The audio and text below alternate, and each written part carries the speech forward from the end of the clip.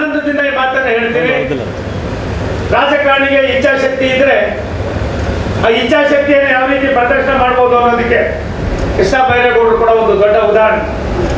ನಾನೇ ಅವರು ದೂರವಾಣಿ ದಿನೇಶ್ ಅವರು ಹೇಳಿದ್ರು, ನಾನು ದೂರವಾಣಿ ಮುಖೇನ ವಿನಂತಿ ಮಾಡಿ ನಮ್ಮ ಅಧಿಕಾರಿಗಳಿಗೆ ದೂರವಾಣಿ ಮುಖೇನ ಹೇಳಿದೆ, ಕೃಷ್ಣ ಬೈರೇಗೌಡರು ಕರೀರಿ.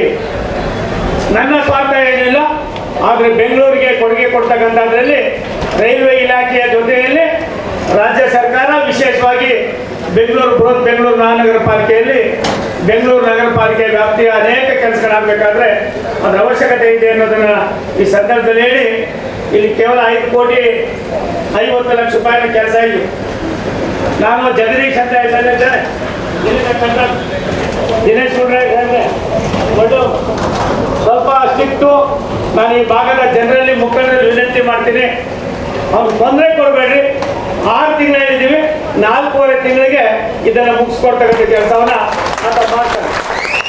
ದಿವಂಗತ ಅನಂತಕುಮಾರ್ ಅವರ ಹೆಸರಿನಲ್ಲಿ ನಾನು ನಾಯಂಡಹಳ್ಳಿಯಲ್ಲಿ ಒಂದು ಅಂಡರ್ ಪಾಸ್ ಮಾಡಿದ್ದೀನಿ ಸಾಹೇಬ್. 11-12 ಕೋಟಿ ಖರ್ಚಾಗಿದೆ. 4 ಕಡೆ ಅದು ರಸ್ತೆ ಹೋಗ್ತದೆ. ನೀವು ಹೋಗಿ ನೋಡ್ಬೇಕು ಎಷ್ಟು ಚೆನ್ನಾಗಿ ಮಾಡಿದ್ದಾರೆ ಅಂತ. ಇಷ್ಟೆಲ್ಲ ಮಳೆ ಹೋದ್ರು ಕೂಡ ಎಲ್ಲ ಅಂಡರ್ ಪಾಸ್ಗಳು ತುಂಬ್ಕೋತಾವೆ ಅಂತಾರೆ. ಇವತ್ತರೆಗೂ ನಾಯಂಡಹಳ್ಳಿ ಅಂಡರ್ ಪಾಸು ಒಂದು ದಿನನೂ ಬೀಚ್ ಆಗಿಲ್ಲ. ಆದ್ರಿಂದ ಈ ಭಾಗದ ಜನರಲ್ಲಿ ವಿನಂತಿ ಮಾಡ್ತೀನಿ, ದಿನೇಶ್ ಅಣ್ಣ ದಯಮಾಡಿ ನೀವು ಅವಾಗ ಬಂದು ನೋಡಿ ಇದಕ್ಕೆ ಆದ್ಯತೆ ಕೊಟ್ಟರೆ, ನೀನು ಬರಪ್ಪ ಸಪ್ತಗಿರಿ ಗೌಡ ಅಲ್ಲಿ ನೋಡ್ಬೇಕು. ಇವೆಲ್ಲ ಕೆಲಸ ಆದ್ರೆ ಮಾತ್ರ ಜನ ನಂಬ್ತಾರೆ. ಇದರಲ್ಲಿ ಯಾವ ಪಾರ್ಟಿ ಗೀಟಿ ಅನ್ನೋದಕ್ಕಿಂತ ಹೆಚ್ಚಾಗಿ ದೇಶದ ಅಭಿವೃದ್ಧಿಗೆ ಬೆಂಗಳೂರು ಆಗಬೇಕು ಅನ್ನೋದು ನಮ್ಮೆಲ್ಲರ ಬಯಕೆ ಆಗಿದೆ. ಅದೇ ರೀತಿ ಇವತ್ತು ಸಹಕಾರ ನಗರದಲ್ಲಿ ಕೃಷ್ಣ ಬೈರೇಗೌಡ ತಮ್ಮ ಗೊತ್ತಿದೆ ಸರ್, ಅದು 50 ವರ್ಷದಿಂದ ಹೋರಾಟ ಮಾಡಿದ್ರು. ನಾನೇ ಹೋದೆ, ಅದಕ್ಕೆ ಖರ್ಚಾಗಿತ್ತು ನಮ್ಗೆ 2.5-3 ಕೋಟಿ ರೂಪಾಯಿ. ಇನ್ನೇನು ಇನ್ನೊಂದು ಈ ಡಿಸೆಂಬರ್ ಒಳಗಡೆ ಅದನ್ನು ಕೂಡ ಬಿಡುಗಡೆ ಮಾಡ್ತಾ ಇದ್ವಿ. ಚಿಕ್ಕಬಾಣವರದಲ್ಲಿ 11 ಕೋಟಿ ರೂಪಾಯಿ ನನಗನ್ಸ್ತದೆ. ಚಿಕ್ಕಬಾಣವರ ನನಗೂ ಕೂಡ, ನಾನು ಬೆಂಗಳೂರು ನಗರದ ನಗರ ಪಾಲಿಕೆ ಸದಸ್ಯರಾದವರು 2 ಬಾರಿ 5 ಬಾರಿ ಶಾಸಕ, 2 ಬಾರಿ ವಿಧಾನ ಪರಿಷತ್ ಸದಸ್ಯ, 6 ಬಾರಿ ಮಂತ್ರಿ, 1 ಬಾರಿ ಬೆಂಗಳೂರು ನಗರದ ಅಭಿವೃದ್ಧಿ ಮಂತ್ರಿ. ಆದರೆ ನಾನು ಮಂತ್ರಿ ಇದ್ದಾಗ ಇಡೀ ಬೆಂಗಳೂರು ಕೊಟ್ಟಿದ್ರು. ಅದು ಯಾಕೋ ಏನೋ ಗೊತ್ತಿಲ್ಲ, ನಮ್ಮ ಡಿ ಕೆ ಶಿವಕುಮಾರ್ಗೆ ಕೃಷ್ಣ ಬೈರೇಗೌಡರು ಅವರು ಅದೆಲ್ಲವನ್ನೂ ಕೂಡ ಕೊಟ್ಟು ಇನ್ನೊಂದು ಯಾವ್ದಾದ್ರು ಇಲಾಖೆ ಕೊಟ್ಟು ಕೂಡ ನಿಭಾಯಿಸತಕ್ಕಂಥ ಶಕ್ತಿ ಇದೆ. ಇದು ಹಾಕ್ಬೇಕಾಗ್ತದೆ ಅನ್ನೋದು ನನ್ನ ವೈಯಕ್ತಿಕವಾದ ಅನಿಸಿಕೆ. ನನಗೇನು ಯಾರ ಬಗ್ಗೆ ಏನಿದಿಲ್ಲ, ಅರ್ಹತೆ ಇರ್ತಕ್ಕಂಥವ್ರಿಗೆ ಅವಕಾಶಗಳು ಸಿಗಬೇಕು. ದಿನೇಶ್ ಗುಂಡ್ರಾಜ್ ಪ್ರಾಯಶಃ ಮಲ್ಲೇಶ್ವರಂ ಆಸ್ಪತ್ರೆಯನ್ನು ನನ್ನ ಕ್ಷೇತ್ರದ ಗೋವಿಂದನಗರ ಆಸ್ಪತ್ರೆ ಒಂದ್ಸಾರಿ ತಾವು ನೋಡ್ಬೇಕು. ಕಾರ್ಪೊರೇಷನ್ ಮಂತ್ರಿ ಇದ್ದಿರ್ತಾವೆ. ಒಂದ್ಸಾರಿ ತಾವು ಗೋವಿಂದನಗರದಲ್ಲಿ ನಾನು ಕೋವಿಡ್ ಟೈಮ್ನಲ್ಲಿ ಒಂದು ಆಸ್ಪತ್ರೆ ಕಟ್ಟಿದ್ದೀನಿ. ಕೃಷ್ಣ ಬೈರೇಗೌಡ್ರೆ ಹೊಸ ಆಸ್ಪತ್ರೆ ಪೂಜ್ಯ ಆದಿತ್ಯ ಸ್ವಾಮಿಗಳ ಹೆಸರಿನಲ್ಲಿ 7 ಯೂನಿಟ್ ಇದ್ದಿದೆ ಸರ್. ಸಾಹೇಬ್ರೆ 7 ಆಪರೇಷನ್ ಥಿಯೇಟರ್ ಇದೆ, 40 ಬೆಡೆಡ್ ICU ಇದೆ, ಪ್ರೀ ಮೆಚೂರ್ಡ್ ಬೇಬಿಗಳಿಗೆ ಯಾವ ರೀತಿ ನಡ್ಕೋಬೇಕು ಅದು ಇದೆ. ಇಂಥ ಆಸ್ಪತ್ರೆಯನ್ನ ಎಲ್ಲ ಒಂದು ಕಡೆ ಇವಾಗ ಮೊನ್ನೆ ನೀವು ಜೈದವಾಗಿ ಏನೋ ಕೊಟ್ಟಿದ್ದೀವಿ, ಅದಕ್ಕೆ ಅಟ್ಲೀಸ್ಟ್ ನೀವು ಕೊಟ್ಟಿದ್ದೀವಿ. ಅದೊಂದು ದೊಡ್ಡ ಕೆಲಸ. ಅದು ಮಾಡುವಾಗ ಅಲ್ಲಿರ್ತಕ್ಕಂಥ ಆದ್ಯತೆಯನ್ನು ಕೂಡ ನಾವು ನೋಡಬೇಕಾಗ್ತದೆ ಅನ್ನೋದನ್ನ ಈ ಸಂದರ್ಭದಲ್ಲಿ ಹೇಳಿ, ಚಲಘಟ್ಟ ರಸ್ತೆ ರೈಲು ಇದು ಗೇಟು ನನಗೆ ಚಲಘಟ್ಟ ಅಲ್ಲೊಂದು ನಾನು ಅಲ್ಲಿ ಓಡಾಡ್ತಾ ಇದ್ದೀವಿ, ಅದು ಕೂಡ ಕಂಪ್ಲೀಟ್ ಮಾಡಿದ್ದೀನಿ ಸರ್. ಅದಾದ್ಮೇಲೆ ನಾನು ಬಂದ್ಮೇಲೆ ಇವೆಲ್ಲ ಆಗಿತ್ತು. ಅದಾದ್ಮೇಲೆ ನಮ್ಮ ರಾಮವಳ್ಳಿ ಸರ್, ಅದು 50 ವರ್ಷದ ಬೇಡಿಕೆ ಸರ್. ಅಲ್ಲೇ ಹೀಗೆ ಕರ್ನಾಟಕ ಪ್ರಜಾವಾಣಿ ಮತ್ತೆ ಜಗನ್ನಾಥ್ ಪೇಪರ್ ಪಕ್ಕದಲ್ಲೇ ಇದೆ. ಅದು ಕೂಡ ಇನ್ನೊಂದು 15 ದಿವಸದಲ್ಲೇ ಅದೊಂದು 8-9 ಕೋಟಿ ಖರ್ಚಾಗಿದೆ. ಇದು ಕೂಡ ನಾವು ಮುಗಿಸ್ತಾ ಇದ್ದೀವಿ. ಅದಲ್ದಿನ ದುಬಾಸಿಪಾಳ್ಯ ಸುಮಾರು ವರ್ಷದ ಕಾಯಿಲೆ, ಅದನ್ನು ಬಗೆಹರಿಸಿ ಅದಕ್ಕೂ ಕೂಡ 33 ಕೋಟಿ ರೂಪಾಯಿ ಕೊಟ್ಟಿದ್ದೀವಿ. ಈ ಎಲ್ಲ ಹಣವನ್ನು ಕೃಷ್ಣ ಬೈರೇಗೌಡ ಸಾಹೇಬ್ರೆ, ಭಾರತ ಸರ್ಕಾರ ಸನ್ಮಾನ್ಯ ನರೇಂದ್ರ ಮೋದಿ ಅವರು ಯಾವ ಈ ROB ಒಂದು ದೊಡ್ಡ ಗದ್ದ ಆಯಿತು ಸರ್. ನಾನು ಯಾಕೆ ತಮ್ಮನ್ನು ಕರೆದೆ ಅಂದರೆ, ದಿನೇಶ್ ಅವರೇ, ಇದು ಸುಮಾರು ವರ್ಷದ ಕೇವಲ ಕರ್ನಾಟಕದಲ್ಲ, ಇಡೀ ದೇಶದಲ್ಲಿ 50% ರಾಜ್ಯ ಸರ್ಕಾರ, 50% ಕೇಂದ್ರ ಸರ್ಕಾರ ಅಂತ ಮಾಡಿದ್ರು. ರಾಜ್ಯ ಸರ್ಕಾರಗಳಲ್ಲಿ ದುಡ್ಡು ಇರ್ತದೋ ಬಿಡ್ತಾರೋ ಗೊತ್ತಿಲ್ಲ, ದುಡ್ಡು ಕೊಡ್ತಾ ಇರಲಿಲ್ಲ. 3ನೇ ಬಾರಿಗೆ ಅವರು ಪ್ರಧಾನಿಗಳಾಗಿ ಬಂದ ಮೇಲೆ ಇದು ಬೇಕಿಲ್ಲ ಅಂತ ಹೇಳಿ ತೀರ್ಮಾನವನ್ನು ಮಾಡಿ ಎಲ್ಲ ROBಗಳನ್ನು ಈ ಒಂದು ಅಕ್ವಿಜೇಷನ್ ಕೂಡ ಅವಶ್ಯಕತೆ ಇದ್ರೆ ಅದನ್ನು ಕೂಡ ನಾವೇ ಮಾಡೋದಂತ ತೀರ್ಮಾನ ಮಾಡಿ ಇವತ್ತು 14,000 ಇಡೀ ರಾಷ್ಟ್ರದಲ್ಲಿ 14,000 ROB RUBಗಳು ಕೆಲಸ ಮುಗಿದಿದೆ. ಕರ್ನಾಟಕದಲ್ಲಿ 770 ಮುಗಿದಿದೆ, 146 ನಡೀತಾ ಇದೆ. ಆ 146 ಕೂಡ ಇದು ಕೇವಲ 1-1.5 ವರ್ಷದಲ್ಲಿ ಮುಗಿಸ್ತಕ್ಕಂಥ ಕೆಲಸವನ್ನು ನಾವು ಮಾಡ್ತಾ ಇದ್ದೀವಿ. ಬೆಂಗಳೂರು ನಗರಕ್ಕೇನು ಇವೆಲ್ಲವೂ ಕೂಡ ಯಕ್ಷಪ್ರಶ್ನೆ ಆಗಿರೋದ್ರಿಂದ ನಾನು ಸನ್ಮಾನ್ಯ ಕೃಷ್ಣ ಬೈರೇಗೌಡರನ್ನು ವಿನಂತಿ ಮಾಡ್ತೀನಿ ಸಾಹೇಬ್ರೆ, ತಾವು ದಯಮಾಡಿ ಇನ್ನೊಂದು 8 ದಿವಸ ನಾನು ಶಾಸನ ನಮ್ಮ ಪಾರ್ಲಿಮೆಂಟ್ ಡಾಕ್ಟರ್ ಕೂಡ ಅವರನ್ನು ಮುಂಚಿತವಾಗಿ ಒಂದು ದಿನಾಂಕವನ್ನು ನಿಮಗೆ ರಿಕ್ವೆಸ್ಟ್ ಮಾಡ್ತೀನಿ. ತಾವು ಯಾವ್ದಾದ್ರು ದಿನಾಂಕಕ್ಕೆ ಅಧ್ಯಕ್ಷ ಆದರೆ ನಾನು ಇಡೀ ನಮ್ಮ ರೈಲ್ವೆ ಇಲಾಖೆ ಅಧಿಕಾರಿಗಳು, ನಮ್ಮ ಮಹಾನಗರ ಪಾಲಿಕೆಯವರು, ಕಂದಾಯ ಇಲಾಖೆಯವರು ಎಲ್ಲರನ್ನೂ ಕೂರಿಸಿ ಬೆಂಗಳೂರು ನಗರದ ಸುತ್ತಮುತ್ತ 100 ಕಿಲೋಮೀಟರ್ ದೂರದಲ್ಲಿ 100 ಕಿಲೋಮೀಟರ್ಗೆ ಎಲ್ಲೆಲ್ಲಿ ಮೇಲ್ಸೇತುವೆ ಕೆಳಸೇತುವೆಗಳಾಗಬೇಕು, ಎಲ್ಲೆಲ್ಲಿ LC ಗೇಟ್ಗಳನ್ನ ಕಂಪ್ಲೀಟ್ ಮಾಡಬೇಕು, ಇದನ್ನೆಲ್ಲ ಮಾಡಿ ಈಗಾಗಲೇ ಸರ್ವೆ ಮಾಡಿಸಿದ್ದೀನಿ ಸಾಹೇಬ್ರೆ. ಅದರೊಳಗೆ 46 ಈಗಾಗಲೇ ಟೆಂಡರ್ ಆಗಿದೆ. ಈಗ ಉಳಿದಿರ್ತಕ್ಕಂಥದ್ದು ಟೆಂಡರ್ ಆಗಬೇಕಾಗಿದೆ. ಸಣ್ಣ ಪುಟ್ಟ ಜಾಗಗಳ ತೊಂದರೆ ಇದೆ.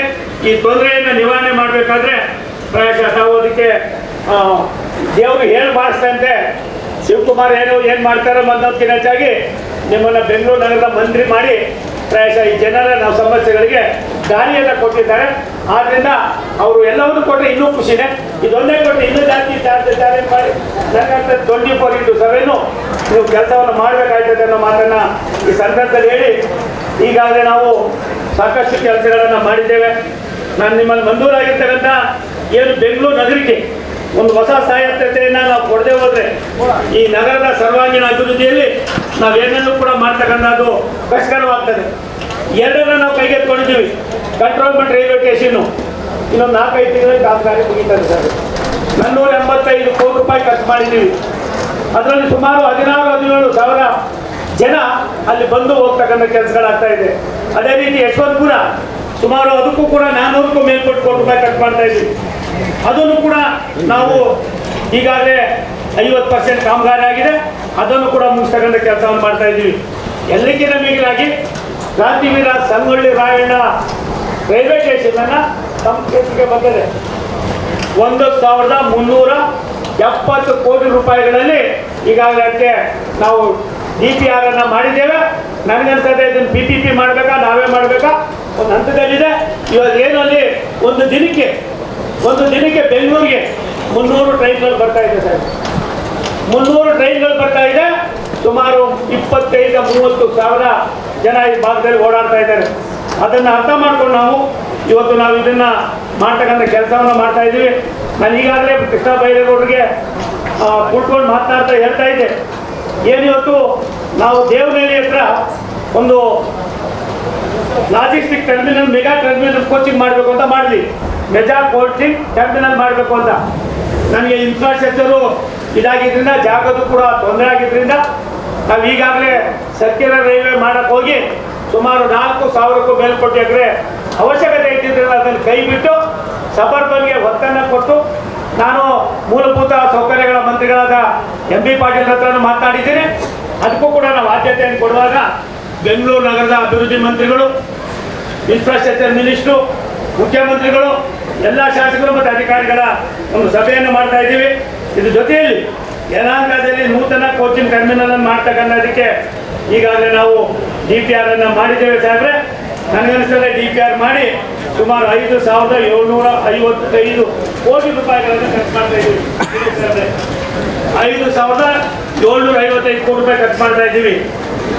ಇನ್ನೊಂದು 25-30 ವರ್ಷಗಳ ಕಾಲ ಬೆಂಗಳೂರಿಗೆ ಮೆಗಾ ಕೋಚಿಂಗ್ ಟರ್ಮಿನಲ್ ಆದರೆ ನನಗನ್ಸುತ್ತೆ ಇನ್ನೂ 100 ಟ್ರೈನ್ಗಳು ಜಾಸ್ತಿ ಆದರೂ ಕೂಡ ಈ ಭಾಗದ ಜನ ಲಕ್ಷಾಂತರ ಜನ ಬೇರೆ ಬೇರೆ ಕಡೆ ಪ್ರಯಾಣ ಮಾಡೋದಕ್ಕೆ ಅನುಕೂಲಗಳು ಆಗ್ತದೆ ಅನ್ನೋ ಮಾತನ್ನ ತುಂಬಾ ಸಂತೋಷ ಹೇಳೋದಕ್ಕೆ ಇಚ್ಛೆ ಪಡ್ತೀನಿ. ಒಡಿರೇ ಒಂದು ಚಪ್ಪಾಳೆ ನಿಜಪ್ಪ ಈ ಥರ ಮಾಡ್ಕೊಂಡಿದ್ದೀರಲ್ಲಪ್ಪ ನೀವು. ಬಿಡ್ರಯ್ಯ ಎಲ್ಲ ಬಿಡ್ರಯ್ಯ, ಅದು ಹೋಗ್ರಯ್ಯ ನೀವು ನಾರ್ತ್ ಇಂಡಿಯಾಗೆ. ಏನೇನು ಇರಲಿಲ್ಲ. ನನಗೆ ಛತ್ತೀಸ್ಗಢಕ್ಕೆ ಹೋಗಿದ್ದೀನಿ, ಜಾರ್ಖಂಡ್ಗೆ ಹೋಗಿದ್ದೀನಿ, ನಾನು ಅರುಣಾಚಲ ಪ್ರದೇಶಕ್ಕೆ ಹೋಗಿದ್ದೀನಿ, ಅಸ್ಸಾಂ ಹೋಗಿದ್ದೀನಿ, ಮತ್ತೆ ಮೇಘಾಲಯಕ್ಕೆ ಹೋಗಿದ್ದೀನಿ, ತ್ರಿಪುರಾಗೆ ಹೋಗಿದ್ದೀನಿ, ಜಮ್ಮು ಕಾಶ್ಮೀರಕ್ಕೆ ಹೋಗಿದ್ದೀನಿ. ಅಲ್ಲಿಯ ಜನ ನೋಡಬೇಕು. ಪಾರ್ಟಿ ಯಾವುದನ್ನು ನೋಡೋದಿಲ್ಲ. ರಾಷ್ಟ್ರದ ಪ್ರಧಾನಮಂತ್ರಿ ದೇಶದ ಸರ್ವಾಂಗೀಣ ಅಭಿವೃದ್ಧಿಯಲ್ಲಿ ಈ ದೇಶವನ್ನು ನುಗ್ಗಿರಿದ್ದ ಕೊಂಡೊಯ್ತಕ್ಕಂಥದಕ್ಕೆ ಚುನಾವಣೆ ಬಂದಾಗ ಮಾತ್ರ ಅದು ಮಾಡಿ ಮಾಡಿ ಅಂತ ಹೇಳಿ ಅಂತ ನಾರ್ತ್ ಈಸ್ಟರ್ನ್ ಸ್ಟೇಟ್ಗಳು ನಾರ್ತ್ ಇಂಡಿಯಾದಲ್ಲಿ ಸಾವಿರಾರು ಕೋಟಿ ಲಕ್ಷಾಂತರ ಕೋಟಿ ಕೆಲಸ ನಡೀತಾ ಇದೆ. ಕೆಲಸ ಮಾಡಿಸ್ಕೋಬೇಕಾದ್ರೆ ಎಲ್ಲರಿಗೂ ಕೂಡ ನೀವು ಪ್ರೀತಿ ವಿಶ್ವಾಸದಿಂದ ಕಾಣಬೇಕಾದ್ದು ಇಲ್ಲಿಯ ಸಾರ್ವಜನಿಕರ ನಿಮ್ಮ ಕರ್ತವ್ಯ ಕಣಪ್ಪ.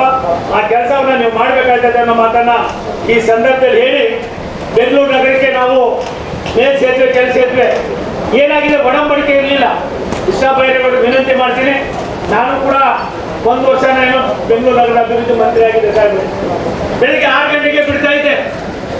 ಒಂದ್ಸಾರಿ ಅಧಿಕಾರಿಗಳು ಅಂದಿನ ಮುಖ್ಯಮಂತ್ರಿಗಳಾದ ಜಯಂತ್ ಪಟೇಲ್ರಿಗೆ ಎಲ್ಲ ದೊಡ್ಡವರು ಕಂಪ್ಲೇಂಟ್ ಮಾಡ್ತಾರೆ, ನೀವು ಸೋಮಣ್ಣವ್ರು ತೆಗಿದೆ ಹೋದ್ರೆ ನಾವು ಯಾರೋ ರಜಾ ಹಾಕೋಯ್ತೀವಿ ಅಂತ ಕರೀತಾರೆ ನನಗೆ, ಚೀಫ್ ಸೆಕ್ರೆಟರಿನ ಸಂಬಂಧಪಟ್ಟ ಅಧಿಕಾರಿಗಳನ್ನ. ಏನಪ್ಪ ಯಾಕೆ ನೀನು ಇವ್ರು ತೊಂದರೆ ಕೊಡ್ತೀಯ ಅಂತ ಕೇಳಿದಾಗ ನಾನು ಮುಖ್ಯಮಂತ್ರಿಗಳಾದ ಪಟೇಲ್ ಒಂದು ಮಾತು ಹೇಳಿದೆ, ಸರ್ ನಾನು ಬೆಳಿಗ್ಗೆ 5:15ಗೆ ಮನೆ ಬಿಡ್ತೀನಿ, 9 ಗಂಟೆಗೆ ನಾನು ಕ್ಲೋಸ್ ಮಾಡ್ತೀನಿ. 9 ಗಂಟೆ ಆದಮೇಲೆ ಟ್ರಾಫಿಕ್ ಜಾಸ್ತಿ ಆಯ್ತದೆ, ನಾವು ಓಡಾಡೋಕ್ಕಾಗೋದಿಲ್ಲ, ಬೆಂಗಳೂರಿನ ಸಮಸ್ಯೆ ಅರ್ಥ ಮಾಡ್ಕೊಳಕ್ಕಾಗೋದಿಲ್ಲ. ಅದಕ್ಕೋಸ್ಕರವಾಗಿ ನಾನು ಬೆಳಿಗ್ಗೆ ಹೋಗ್ತಾ ಇದ್ದೀನಿ. ಎಲ್ಲೆಲ್ಲಿ ಸ್ಯಾನಿಟರಿ ತೊಂದರೆಗಳಿದೆ, ಬೇರೆ ಬೇರೆ ಇದೆ, ಇದೆಲ್ಲಕ್ಕಿಂತ ಮಿಗಿಲಾಗಿ ಸಾರ್ವಜನಿಕರನ್ನ ನಾವು ಭೇಟಿ ಮಾಡಿ ಅವರ ಅಭಿಪ್ರಾಯವನ್ನು ಸಂಗ್ರಹ ಮಾಡೋದಕ್ಕೆ ಇದೊಂದು ಒಳ್ಳೆಯ ಸುಸಂದರ್ಭ ಅಂತ ಹೇಳಿದಾಗ ಮುಖ್ಯಮಂತ್ರಿಗಳಾದ ಪಟೇಲ್ ಒಂದು ಮಾತು ಹೇಳ್ತಾರೆ, ಮೋಹನ್ ಅವರೇ, ಇಷ್ಟ ಇದ್ರೆ ನೀವು ಹಿರಿಯ ಅವ್ನ ಜೊತೆಲಿ, ಇಲ್ಲ ಎಲ್ಲ ಒಯ್ತಾ ಇರಿ, ಅವ್ನು ಬೇಕಾದವ್ರಿಗೆ ಹಾಕೋತಾನೆ ಅಂತ ಅಂದ್ರು. ಅದು ಮಾಡಿದ್ರಿಂದ ಇವತ್ತು ಬೆಂಗಳೂರಿನಲ್ಲಿ ಸಾಕಷ್ಟು ಒತ್ತಡಗಳು ಕಡಿಮೆ ಆಗ್ತಾ ಇದೆ. ನಿಮ್ಮ ಮೇಲ್ಸೇತುವೆಗಳು, ಅಂಡರ್ ಪಾಸ್ಗಳು, ಅವತ್ತು ಏನೇನು ಮಾಡಿದ್ವಿ, ಕುಡಿಯೋ ನೀರಿನ ವ್ಯವಸ್ಥೆ, ಕಾವೇರಿ 4ನೇ ಹಂತದ 2ನೇ ಘಟ್ಟದ ಇದನ್ನ 3,300 ಕೋಟಿ ರೂಪಾಯಿಗೆ ಎಸ್ಟಿಮೇಟ್ ಮಾಡಿದ್ರು.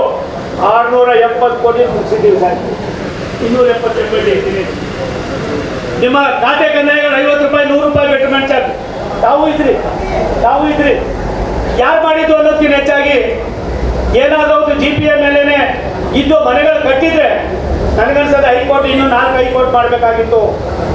ಅವತ್ತು ತೀರ್ಮಾನ ಮಾಡಿ ರಾಜ್ಯದ ಮುಖ್ಯಮಂತ್ರಿಗಳಾದ ಸನ್ಮಾನ್ಯ ಪಟೇಲ್ ವಿನಂತಿ ಮಾಡಿದಾಗ ಅವತ್ತಿನ ಮುಖ್ಯ ಕಾರ್ಯದರ್ಶಿಗಳು ತೀರ್ಮಾನ ಮಾಡಿ 50 ರೂಪಾಯಿ 100 ರೂಪಾಯಿ ಬೆಟರ್ಮೆಂಟ್ ಚಾರ್ಜ್ ಮಾಡಿ 50 ರೂಪಾಯಿ ನಗರ ಪ್ರದೇಶಗಳಿಗೆ, ನಗರದಿಂದ ಮೇಲ್ಗಡೆ ಪಕ್ಕದಲ್ಲಿರ್ತಕ್ಕ ನಾವ್ಗೆ 100 ರೂಪಾಯಿ ಮಾಡಿ, ಯಾವುದು ರಿಜಿಸ್ಟ್ರೇಷನ್ ಫೀಸ್ ಅನ್ನು ಕಟ್ಟಿ ರಿಜಿಸ್ಟರ್ ಮಾಡಿರ್ತಾರೋ ಅದನ್ನ ಎ ಖಾತೆ ಮಾಡೋದು, ಯಾವುದು GPA ನಲ್ಲಿ ಇರ್ತದೋ ಅದನ್ನ B ಖಾತೆ ಮಾಡೋದು ಅಂತ ತೀರ್ಮಾನ ಮಾಡಿದ ಕಾಲದಲ್ಲಿ ಈ ಸೋಮಣ್ಣನ ಕೊಡುಗೆಯೂ ಕೂಡ ಇದೆ.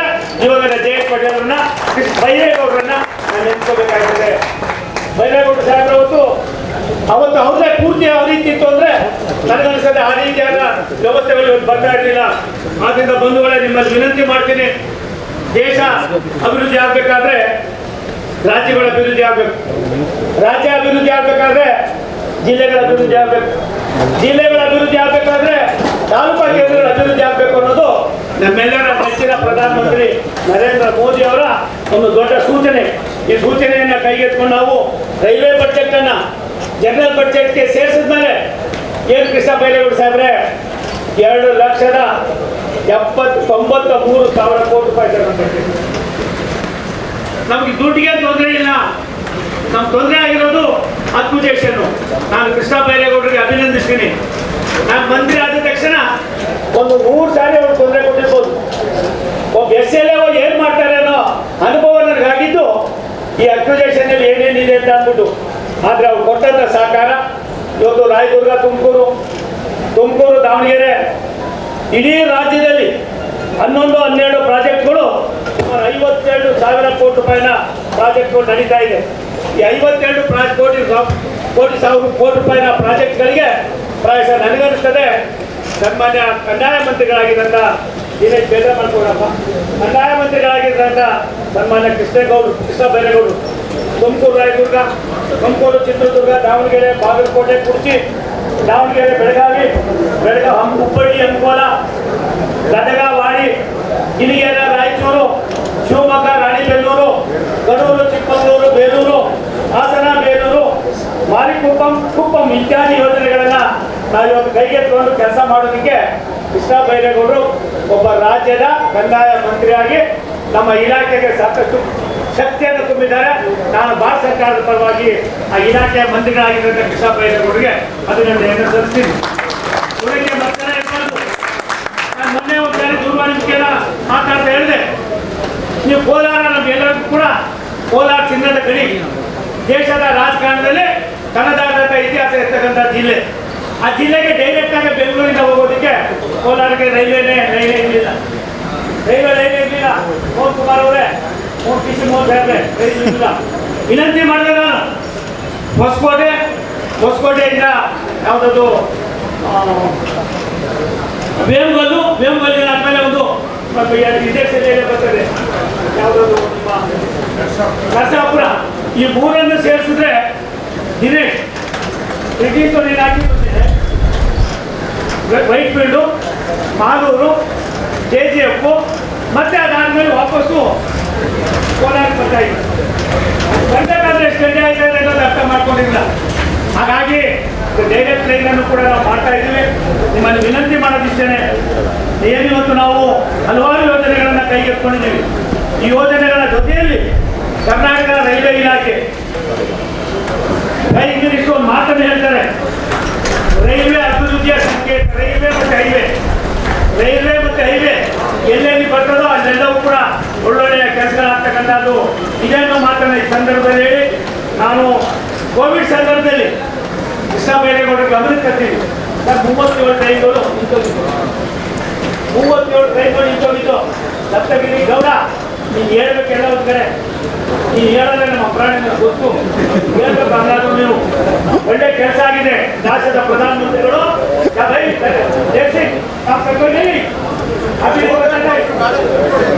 ಆದ್ರಿಂದ 37 ಟ್ರೈನ್ಗಳು ನಿಂತೋಗಿದ್ದು. ಆ 37 ಟ್ರೈನ್ಗಳು ಕೂಡ ವಿಶೇಷ ಟ್ರೈನ್ಗಳನ್ನ ಮಾಡಿದ್ರು. 30% ರೈಟ್ ಜಾಸ್ತಿ ಆಗ್ತಾ ಇತ್ತು ಕೃಷ್ಣ ಬೈರೇಗೌಡ್ರೆ. ನಾವೆಲ್ಲ ಹೋಗಿ ಒಂದು ಮನವಿಯನ್ನು ಕೊಟ್ವಿ. ಆ 37 ಟ್ರೈನ್ಗಳನ್ನು ಕೂಡ ಮೊದಲು ಯಾವ ರೀತಿ ಓಡ್ತಾ ಇದ್ದೋ ಅದೇ ದರದಲ್ಲಿ ಓಡ್ತಕ್ಕಂಥದಕ್ಕೆ ರಾಷ್ಟ್ರದ ಪ್ರಧಾನಮಂತ್ರಿಗಳು ಆದೇಶವನ್ನು ಮಾಡಿ ನಮ್ಮ ಮಂತ್ರಿಗಳಾದ ಅಶ್ವಿನಿ ವೈಷ್ಣವ್ ಅವರು ಅದಕ್ಕೆ ತೀರ್ಮಾನವನ್ನು ಮಾಡಿ ಸೂಚನೆಯನ್ನು ಕೊಟ್ಟಿದ್ದಾರೆ. ಆ 37 ಟ್ರೈನ್ಗಳು ಇಡೀ ಕರ್ನಾಟಕದ ಮೂಲೆಗಳಲ್ಲಿ ಓಡಾಡ್ತಾ ಇದ್ದಾರೆ. ಅದು ಒಂದೊಂದು ಟ್ರೈನಲ್ಲಿ ಹೋಗ್ತಕ್ಕಂಥ ಜನರಿಗೆ 37% ದರ ಕೂಡ ಕಡಿಮೆ ಆಗಿದೆ. ಆದ್ರಿಂದ ಈ ಒಂದು ಅನೇಕ ಕೆಲಸಗಳಲ್ಲಿ ನಾನು ಬಂದ ಮೇಲೆ ಅನೇಕ ಟ್ರೈನ್ಗಳನ್ನು ನಿಲ್ಲಿಸಿರ್ತಕ್ಕಂಥದ್ದು, ಹೊಸ ಯೋಜನೆಗಳನ್ನು ಕೈಗೆತ್ತಿಕೊಂಡಿರ್ತಕ್ಕಂಥದ್ದು, ಇವೆಲ್ಲಕ್ಕಿಂತ ಮಿಗಿಲಾಗಿ ನನಗೊಂದು ಆಸೆ ಇದೆ. ಬೆಂಗಳೂರಿಗೆ ಹೊಂದ್ಕೊಂಡಿರ್ತಕ್ಕಂಥ ಕೋಲಾರ, ಚಿಕ್ಕಬಳ್ಳಾಪುರ, ತುಮಕೂರು, ರಾಮನಗರ, ಕನಕಪುರ ಈ ಎಲ್ಲ ನಗರಗಳನ್ನು ಕೂಡ ನಾವಿವತ್ತು ಡಬಲ್ ಲೈನ್ಗಳೇನಿದೆ 4 ಲೈನ್ಗಳನ್ನ ಮಾಡ್ತಕ್ಕಂಥ ತೀರ್ಮಾನವನ್ನು ಮಾಡಿ ಈಗಾಗಲೇ ವೈಟ್ ಫೀಲ್ಡ್ 4 ಲೈನ್ ಪದದ ಲೈನ್ಗಳಾಗಿದೆ. ಅದನ್ನ ತುಮಕೂರಿಗೂ ಕೂಡ ವಿಸ್ತಾರ ಮಾಡ್ತಾ ಇದ್ದೀವಿ. ಮತ್ತೆ ಅದಲ್ಲಿನ ನಿಮ್ಗೆ ಇನ್ನೊಂದು ಖುಷಿ, ಮೆಮೋ ಟ್ರೈನ್ ಅನ್ನು ಬಿಟ್ಟಿದ್ದೀವಿ. ದಿನೇಶ್ ಸಾಹೇಬ್ರೆ, ಮೈಸೂರಿಂದ ಬೆಂಗಳೂರಿಗೆ 30 ರೂಪಾಯಿ ಒಂದು ಕಾಫಿ ಬರ್ತಾಯಿದೆ. 30 ರೂಪಾಯಿ ಕೊಟ್ಟರೆ ಮೈಸೂರು 20 ರೂಪಾಯಿ ಕೊಟ್ಟರೆ ತುಮಕೂರು ಕರ್ಕೊಂಡು ಬಿಡ್ತಾನೆ. 10 ರೂಪಾಯಿ ಕೊಟ್ಟರೆ ದಾಬಸ್ಪೇಟೆ ತಗೊಂಡು ಬಿಡ್ತಾರೆ, ರಾಮನಗರ ತಗೊಂಡು ಬಿಡ್ತಾರೆ, ಚನ್ನಪಟ್ಟಣ ತಗೊಂಡು ಬಿಡ್ತಾರೆ. ದೇಶದ ವ್ಯವಸ್ಥೆಯನ್ನ ಬಲಾಢ್ಯ ಮಾಡ್ತಕ್ಕಂಥದಕ್ಕೆ ರಾಷ್ಟ್ರದ ಪ್ರಧಾನಮಂತ್ರಿ ನರೇಂದ್ರ ಮೋದಿ ಅವರ ದಿನನಿತ್ಯದ ಕಾರ್ಯಕ್ರಮಗಳ ಜೊತೆಯಲ್ಲಿ ದೇಶವನ್ನ ಎಲ್ಲ ಒಂದು ಕಡೆ 2047ಕ್ಕೆ ಇಡೀ ದೇಶದಲ್ಲಿರ್ತಕ್ಕಂಥ 10 ಸಮಸ್ಯೆಗಳಿಗೂ ಕೂಡ ಪರಿಹಾರವನ್ನು ಹುಡುಕೋದಕ್ಕೆ ಸಾಧ್ಯತೆ ಇದೆ ಅನ್ನೋದನ್ನ ಚಿಂತನೆಯನ್ನು ಮಾಡಿ ಇಂಥ ಯೋಜನೆಗಳನ್ನ ನಾವು ಮಾಡ್ತಾ ಇದ್ದೀವಿ. ನಾನು ಕೃಷ್ಣ ಬೈರೇಗೌಡರು ವಿನಂತಿ ಮಾಡ್ತೀನಿ, ಕೃಷ್ಣ ಬೈರೇಗೌಡರು ವಿನಂತಿ ಮಾಡ್ತೀನಿ, ದಯಮಾಡಿ ಸಾಹೇಬ್ರೆ, ನಮ್ಗೇನು ಇಲ್ಲ. ನಮ್ಮ ನಾಯಕರಾದ ಪ್ರಧಾನಿ ನರೇಂದ್ರ ಮೋದಿ ಅವರು ಪದೇ ಹೇಳ್ತಾರೆ, ನೀವೇನಾದ್ರೂ ರಾಜಕಾರಣ ಮಾಡಿದ್ದೀರ ಹುಷಾರು, ಅಭಿವೃದ್ಧಿಯ ಹೆಸರಿನಲ್ಲಿ ಯಾವುದು ಆಗ್ಬಾರ್ದು, ದೇಶ ಒಳ್ಳೇದಾಗಬೇಕು. ಬೆಂಗಳೂರು ನಗರಕ್ಕೆ ಭಗವಂತನ ದಯೇನೋ, ನಿಮ್ಮ ತಂದೆ ತಾಯಿ ಆಶೀರ್ವಾದನೋ, ನಿಮ್ಗೆ ಎಷ್ಟು ಮಟ್ಟಿಗೆ ಅದಕ್ಕೆ ಉಪಸ್ಥಿತಿ ಅನ್ನೋದಕ್ಕಿಂತ ಹೆಚ್ಚಾಗಿ ಕೊಟ್ಟ ಕುದುರೆಯಲ್ಲಿ ಏಳದವನು ವೀರನೂ ಅಲ್ಲ, ಸುಬ್ರಹ್ಮಣ್ಯ ಅನ್ನುವ ಗಾದೆ ಇರುವುದಲ್ಲ.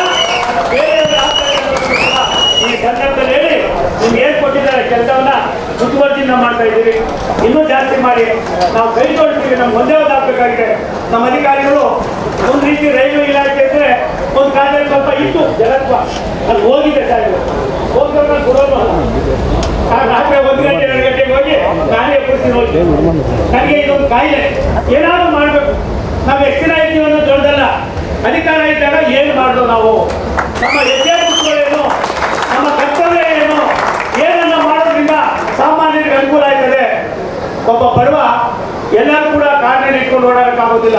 ನೀವು ಯಾವುದೇ ರೈಲ್ವೆ ಸ್ಟೇಷನ್ಗೆ ಹೋಗಿ 300-350 ಟ್ರೈನ್ ಬರ್ತಾ ಇದೆ, ಲಕ್ಷಾಂತರ ಜನ ಬರ್ತಾ ಇದ್ದಾರೆ. ಎಲ್ಲರ ವ್ಯವಸ್ಥೆಯನ್ನು ನೋಡ್ಬೇಕು ಅಂತ ಹೇಳಿ ಕರ್ನಾಟಕಕ್ಕೆ 2100 ಕೋಟಿ ರೂಪಾಯಿ ಕೊಟ್ಟಿದ್ದಾರೆ ಸಾಹೇಬ್ರೆ. ಏನು ರೈಲ್ವೆ ಸ್ಟೇಷನ್ ಅಭಿವೃದ್ಧಿ ಮಾಡಿ ಇನ್ನೂ ಕೂಡ ಈ ಸಾರಿ ಇನ್ನೂ 25-30 ಸೇರ್ಪಡೆ ಮಾಡ್ತಾ ಇದ್ದೀವಿ. ದೇಶದ ಪ್ರಧಾನಮಂತ್ರಿಗಳಿಗೆ ಕರ್ನಾಟಕ ಬೇರೆ ಅನ್ನೋದು ಗೊತ್ತಿಲ್ಲ. ಈ ದೇಶದಲ್ಲಿ ಎಲ್ಲಾ ರಾಜ್ಯಗಳು ಒಂದೇ ಎನ್ನುವ ಭಾವನೆಯಲ್ಲಿದ್ದೀವಿ. ಆದ್ರೆ ನಾವು ಒಳ್ಳೆ ಟೈಮಲ್ಲಿ ಬಂದಿದ್ರಿ. ದಿನೇಶ್ ಕೂಡ 2ನೇ ಹಂತದಲ್ಲಿ ಮಂತ್ರಿ ಆದ್ರೆ ಇನ್ನೂ ಒಳ್ಳೆಯದೇನೆ.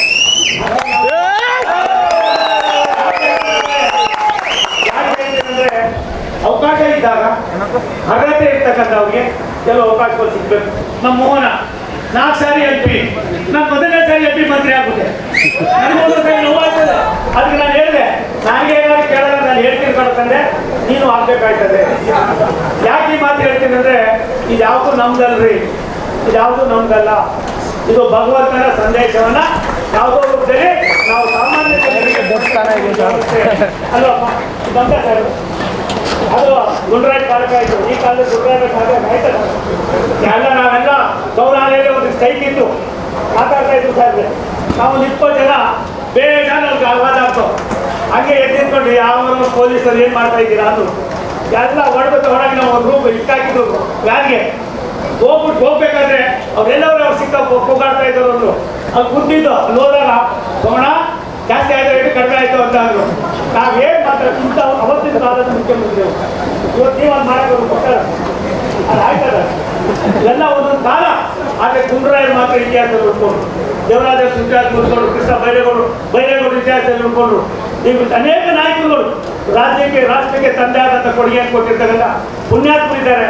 ಇಂಥ ಪುಣ್ಯಾತ್ಮರ ಭಾವನೆಗಳನ್ನು ಅರ್ಥ ಮಾಡಿಕೊಂಡು ಬೆಂಗಳೂರು ನಗರ ಕಾಸ್ಮೋಪಾಲಿಟನ್ ಸಿಟಿ ಇದು ಯಾವುದೇ ಒಂದು ಜಾತಿಗೆ ಸೀಮಿತವಾದದ್ದಲ್ಲ.